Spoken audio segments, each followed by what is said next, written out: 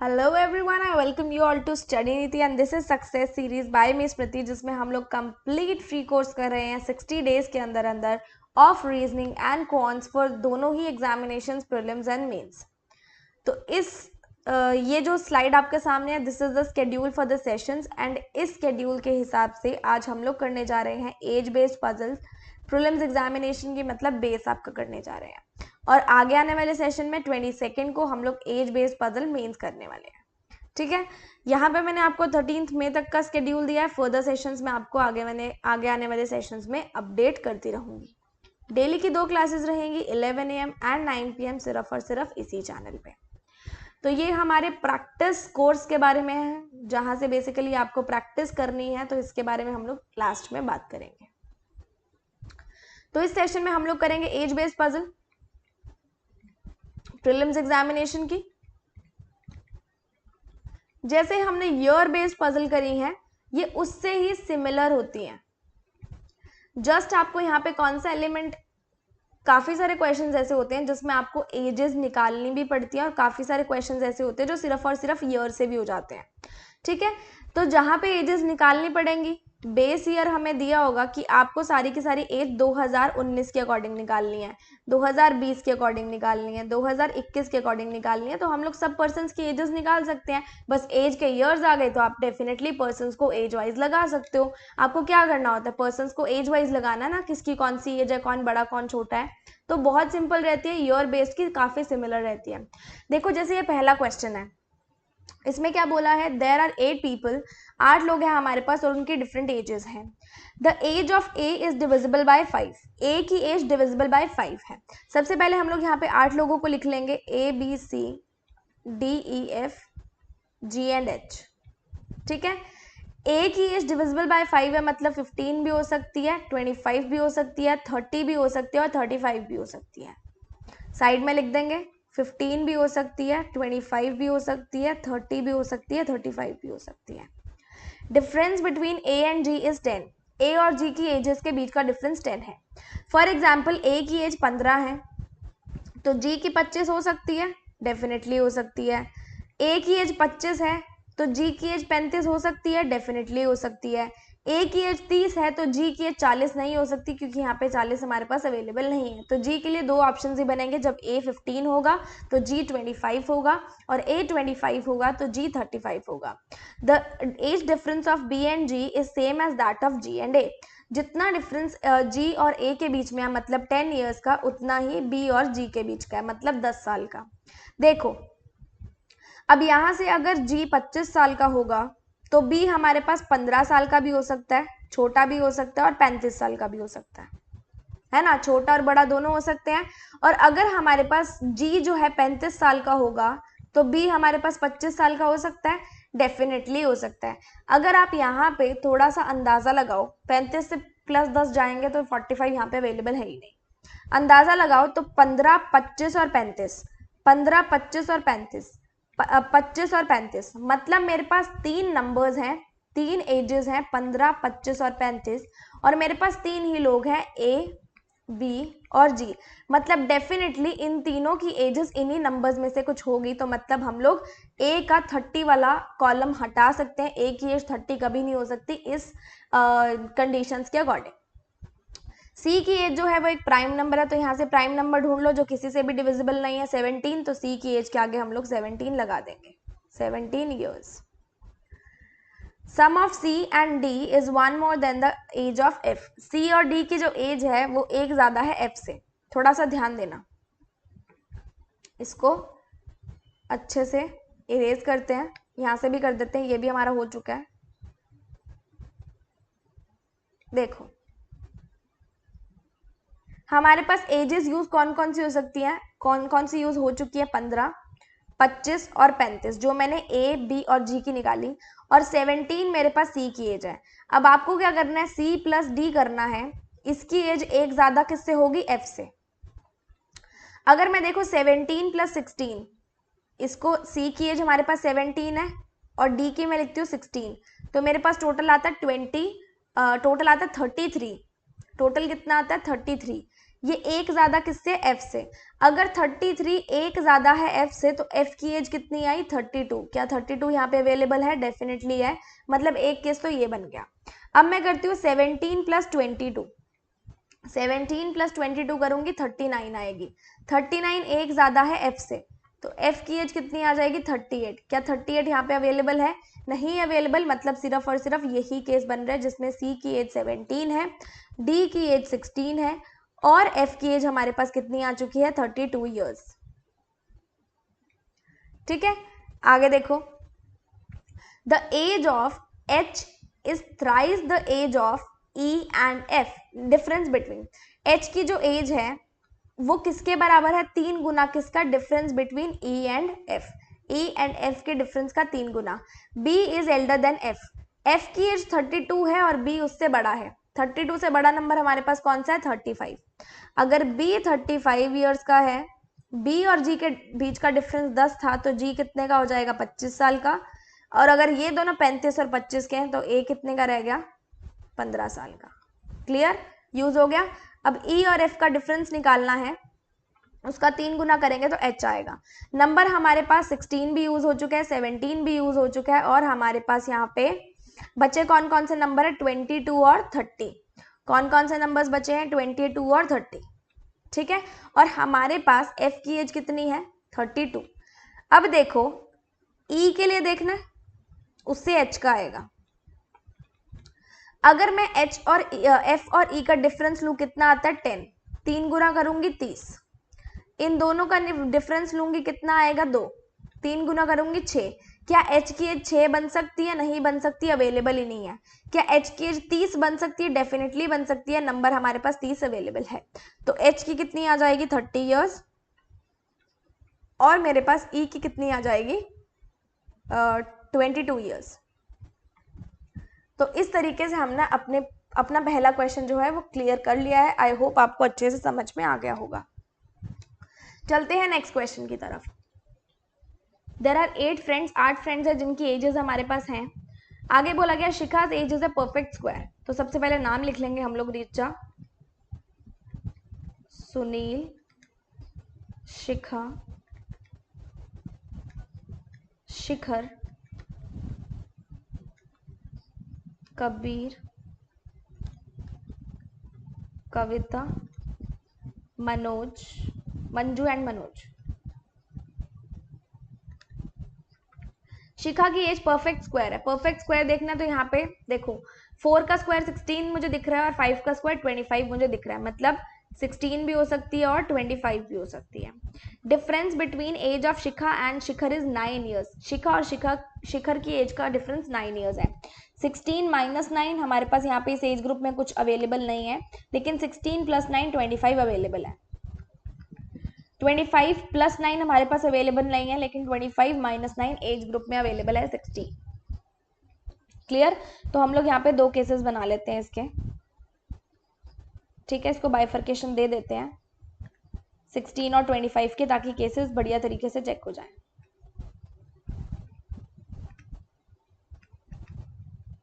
ये तो 16 आएगा ना, 25। Difference between Kabir and Manoj and Richa age is same, that is 4।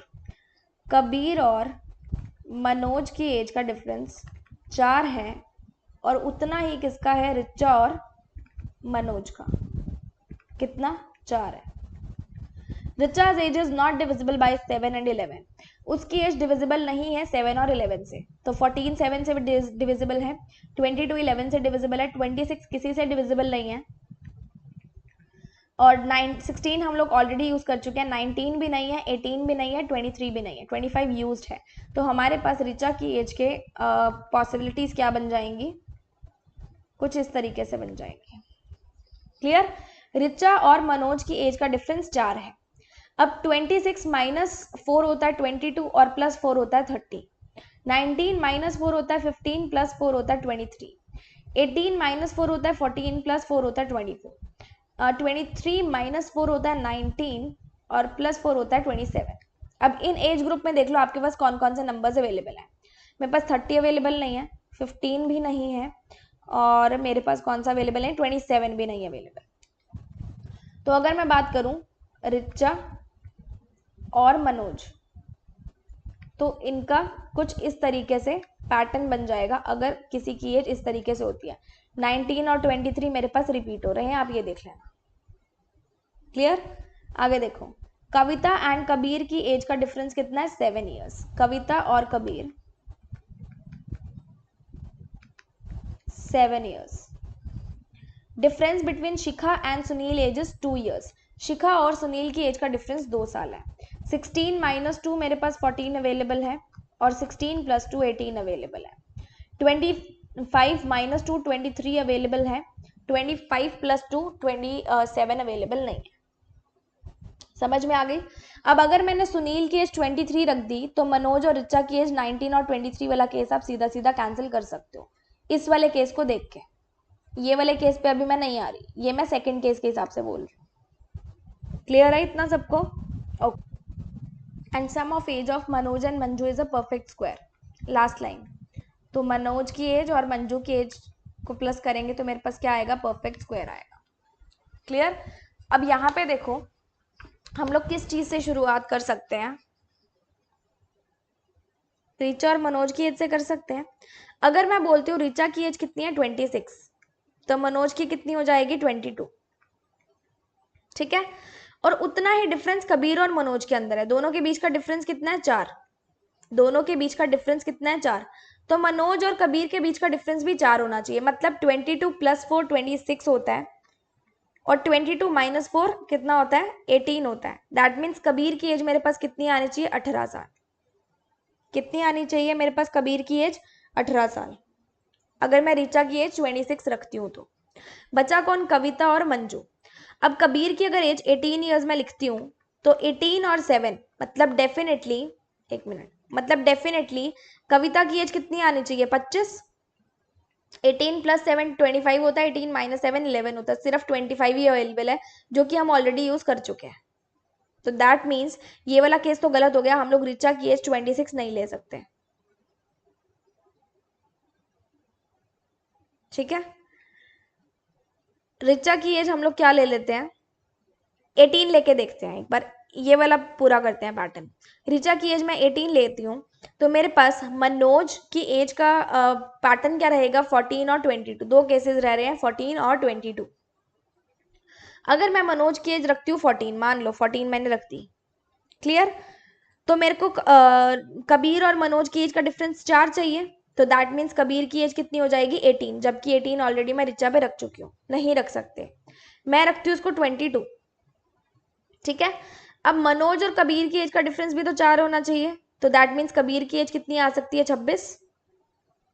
Kabir की एज मेरे पास कितनी आ सकती है? आगे देखो, कबीर की अगर मेरे पास एज 26 आ चुकी है तो 26 + 7 33 अवेलेबल नहीं है। 26 - 7 21 भी मेरे पास अवेलेबल नहीं है। तो 26 + 7 33 अवेलेबल नहीं है और 26 - 7 19। 19 क्या है मेरे पास? 19 क्या है मेरे पास? डेफिनेटली अवेलेबल है। तो कविता की एज कितनी हो जाएगी? 19।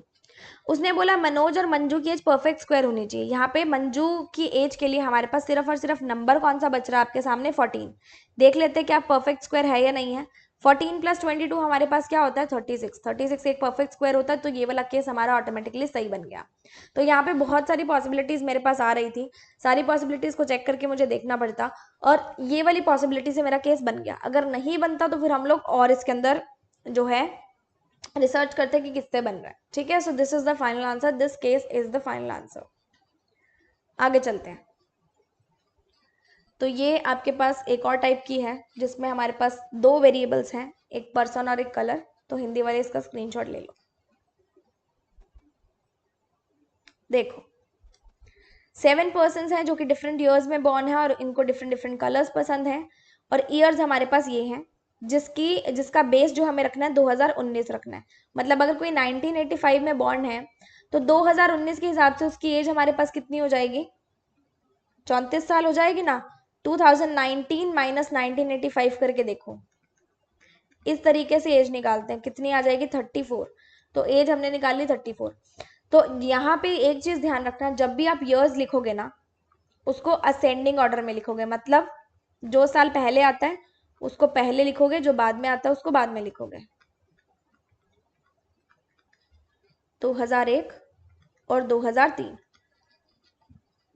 और यहाँ पे मैं एजेस भी लिख लूंगी, 34, फिर 30, 29, फिर हो जाएगी 25, 22, 19, 18 और फिर 19, 16। ये हमारे पास एजेस आ चुकी हैं सभी के सभी लोगों की। D was born in an even numbered year. Even numbered year मतलब divisible by 2।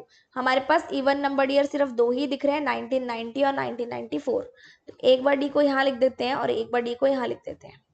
2 persons are born between G and C in the given years.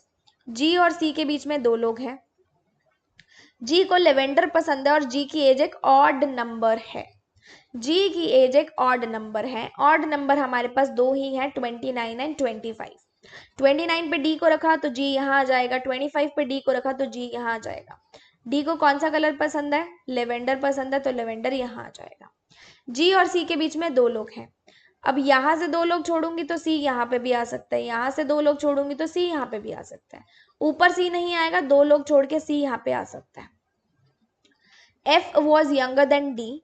F जो है डी के नीचे आएगा, छोटा है मतलब बाद वाले सालों में बॉर्न होगा।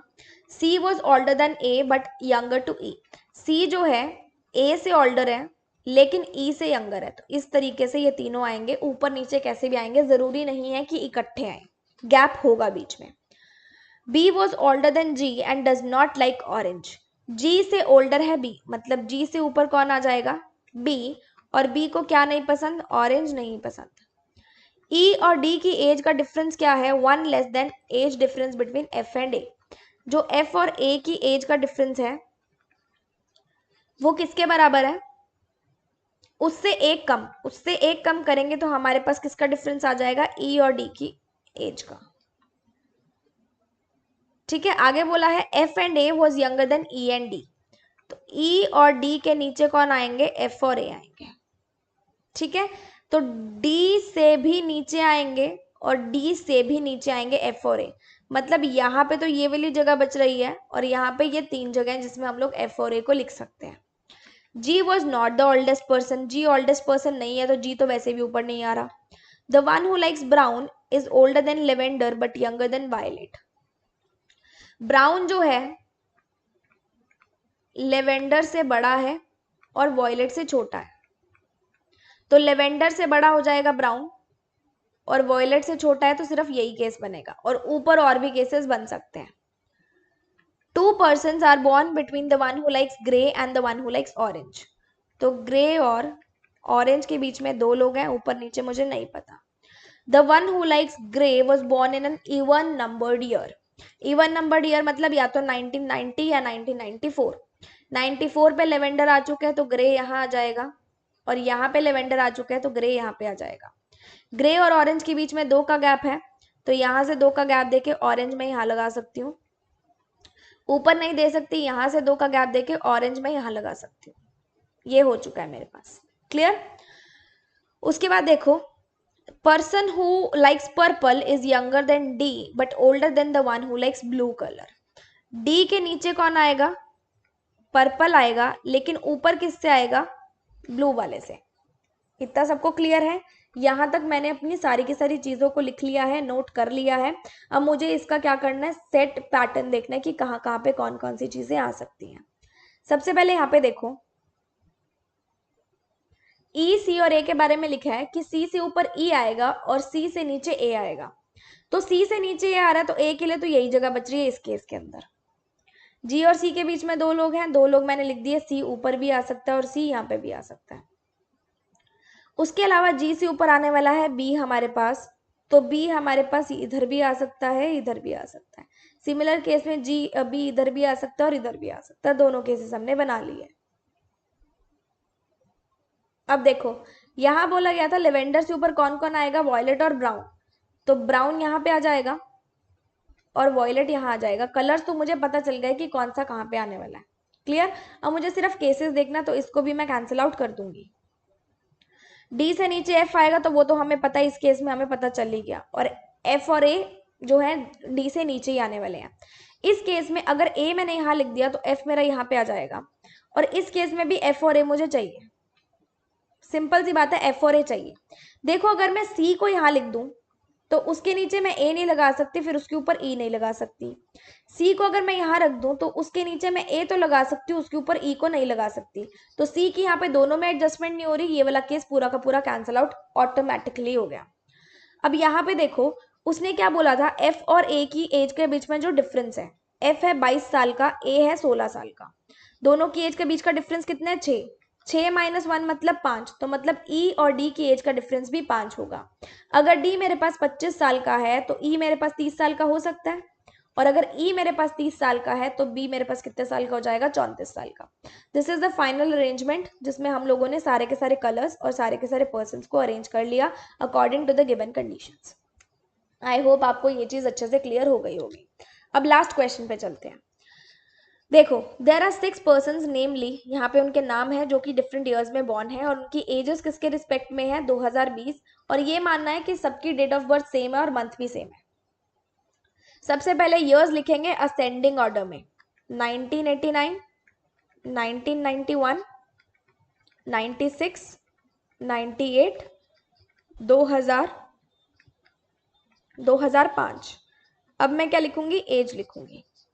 एजेस देख लो 2020 के हिसाब से देखनी है, तो 1989 वाला जो पर्सन है वो 2020 के हिसाब से कितने साल का हो जाएगा हमारे पास, 31 साल का, 29 साल आ जाएगा, 24 आ जाएगा, फिर 2020 के हिसाब से 22 आ जाएगा, फिर 20 आ जाएगा, फिर 15 आ जाएगा। क्वेश्चन पढ़ते हैं। Ayat was born before Aaradhya who was 25 years old, 24 years old. तो यहाँ पे आध्या के बारे में मुझे बोला है, आध्या है 24 ईयर्स की, और आयात उससे पहले बॉर्न है, मतलब आयात यहाँ पे आ सकता है या आ सकती है इन दोनों सालों में। Sum of ages of Atrika and Anika is 4 more than that of Ayat. Ayat की एज से 4 ज्यादा किसकी है, अनिका और अत्रिका की। तो Atrika plus Anika equals to Ayat plus 4। Alini was older than Atrika who was older than Anika. Atrika जो है किससे ओल्डर है, अनिका से, और अत्रिका से ओल्डर कौन है, Alini. Clear. Difference between the ages of Alini and Aadhya were same as the difference between the age of Atrika and Anika. तो अत्रिका और अनिका की एज के बीच का जो डिफरेंस है वो किसके बराबर है, आलिनी और आध्या। क्लियर, समझ में आ गई। देखो यहां पे हमारे पास 2 केसेस बन सकते हैं, कलर चेंज कर लूंगी मैं। पहले केस में हम क्या करते हैं ना, आयात को यहां रख देते हैं, ठीक है। आयात की एज कितनी है, 29, 29 प्लस 4 हम करेंगे तो मेरे पास क्या आता है, 33। अब हमें ऐसा कुछ देखना है कि अत्रिका और अनिका की एज क्या बन जाए, दोनों की एजेस कितनी बन जाए, टोटल कितना बने, 33। नीचे वाले नंबर से ही खेलेंगे, 22 प्लस 20 कितना होता है, 42 नहीं होगा। 22 प्लस 15 होता है कितना, 37 नहीं होगा। 20 प्लस 15 इज 35, तो 33 डेफिनेटली हमारे पास आ ही नहीं रहा, मतलब आयात को हम यहाँ नहीं रख सकते। आयात को अब रखेंगे हम लोग ऊपर।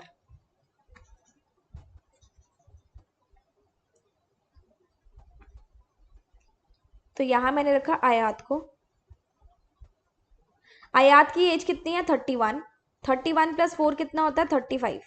तो हमें देखना है कि अत्रिका और अनिका की एज का जो टोटल है वो क्या बने, 35। 22 प्लस 20 42 होता है, लेकिन 20 प्लस 15 कितना होता है, 35। तो मुझे पता है कि अत्रिका और अनिका की एज कितनी होगी, 20 या फिर 15। और यहाँ पे क्या बोला है कि अत्रिका अनिका से बड़ी है, तो अत्रिका यहाँ पे आ जाएगी और अनिका यहाँ पे आ जाएगी। क्लियर, तो ये हमने यूज कर लिया। और उसके ऊपर क्या लिखा है, आलिनी उससे ऊपर आएगी, तो आलिनी 29 पे भी आ सकती है, आलिनी 22 पे भी आ सकती है। आगे देखो, अत्रिका और अनिका की एज के बीच का डिफरेंस कितना है, 5 है। उतना ही डिफरेंस किसकी एज के बीच का है, आलिनी और आध्या। अगर इन दोनों का डिफरेंस 5 है तो आलिनी और आध्या का मतलब 22 और 22 का डिफरेंस तो 4 है, लेकिन 24 और 29 का डिफरेंस कितना है, 5। तो यहाँ पे कौन आ जाएगी, आलिनी। और बचा हमारे पास यहाँ पे कौन है, आयना, क्या नाम है, आयना। तो ये आयना हमारा यहाँ पे आ जाएगा। This is the final arrangement. I hope आपको एज बेस्ड पजल अच्छे से समझ में आ गई होगी, कुछ डाउट नहीं रहा होगा। इसके बाद आप अपने क्वेश्चंस अच्छे से प्रैक्टिस कर लेना जब भी आपको पीडीएफ अवेलेबल हो जाए। And this is about the PDF course, जिसके अंदर हम लोग 60 डेज के अंदर सारा का सारा कवर अप कर रहे हैं अपना सिलेबस, सारे के सारे टॉपिक्स का डेली के प्रैक्टिस क्वेश्चंस, मतलब टारगेट एज सच आपको टारगेट ही मिलने वाला है यहाँ पे सारे के सारे सेक्शंस का। 9000 प्लस क्वेश्चंस है प्रीलिम्स और मेंस के, दोनों लैंग्वेजेस में है, तो हिंदी वाले बच्चों को कंटेंट की अब दिक्कत नहीं आएगी, भरपूर कंटेंट है इसके अंदर, कहीं और जाने की जरूरत नहीं है। एंड यहाँ पे देखो, अगर आपके पास एनुअल मॉक टेस्ट पैकेज है तो 450 का पड़ेगा, और अगर नहीं है तो 500 का पड़ेगा। एनुअल मॉक टेस्ट पैकेज हमारा 500 रुपीज का है, जिसकी वैलिडिटी 1 ईयर है, और इसमें हर एक तरीके के मॉक टेस्ट, चाहे ईयरली है, चाहे हमारे पास फुल लेंथ है, और हमारे पास ऑल इन वन है, मिनी मॉक्स है, स्पीड बूस्टर्स हैं, सेक्शनल मॉक टेस्ट हैं, जीए के मॉक टेस्ट है, मतलब हर एक छोटी से छोटी चीज आपको एक साल के अंदर अंदर आने वाले जो भी एग्जाम्स होंगे उनकी अवेलेबल हो जाएगी ऑटोमेटिकली वेबसाइट पे, मतलब पीसी पे, कंप्यूटर पे भी एक्सेस कर सकते हो और मोबाइल पे भी एक्सेस आप कर सकते हो, तो दिक्कत नहीं आएगी। इंग्लिश हिंदी दोनों में है तो कोई प्रॉब्लम नहीं आएगी हिंदी लैंग्वेज वालों को भी। All in one mock test series हम लोग पीडीएफ सीरीज के साथ चला रहे हैं, जिसमें 60 डेज में आपको कौन कौन से मॉक टेस्ट करने हैं वो हमने आपको पूरा शेड्यूल दिया है। एवरी वेंसडे एंड सैटरडे, शुरू कब का ये हो चुका है। हर एक ऑर्गेनाइजेशन के हर एक पीओ और क्लर्क के एग्जाम्स, मतलब मान लो एसबीआई है तो एसबीआई का पीओ और क्लर्क, फिर इसका आगे प्री और मेंस, फिर इसका आगे प्री और मेंस, तो इस तरीके से पूरा का पूरा स्केड्यूल डिजाइन किया गया है। एनुअल पैकेज है तो आपको ऑल इन वन टैब में ये दिख जाएगा, और नहीं है आपको तो ये अलग से लेना पड़ेगा। टेक्निकल क्वेरी कोई वेबसाइट की, कोई पीडीएफ की, आप यहाँ पे मेल करोगे, कुछ पर्सनली मुझसे कुछ भी क्वेश्चन पूछना है इन रिगार्ड्स ऑफ टेक्निकल और डाउट्स, तो आप मुझसे इंस्टाग्राम पे पूछ लेना। ये अदर हमारे प्लेटफॉर्म्स हैं, चैनल को सब्सक्राइब नहीं किया है तो कर लेना। टेलीग्राम चैनल पे आपको काफ़ी सारी अपडेट्स मिल जाती हैं क्लासेस की, तो इसको भी देख लेना। एंड वेबसाइट पे काफ़ी सारा फ्री कंटेंट अवेलेबल है, तो यहाँ से भी एक बार इसको चेकआउट कर लेना। बहुत अच्छे अच्छे लेवल की आरसीज, डीआईज और पजल हमने बहुत अच्छे अच्छे लेवल की दे रखी है, तो एक बार यहाँ से जरूर चेकआउट कर लेना। This was all for today. I hope you will all meet me in the next session. Till then stay tuned, good luck and stay happy.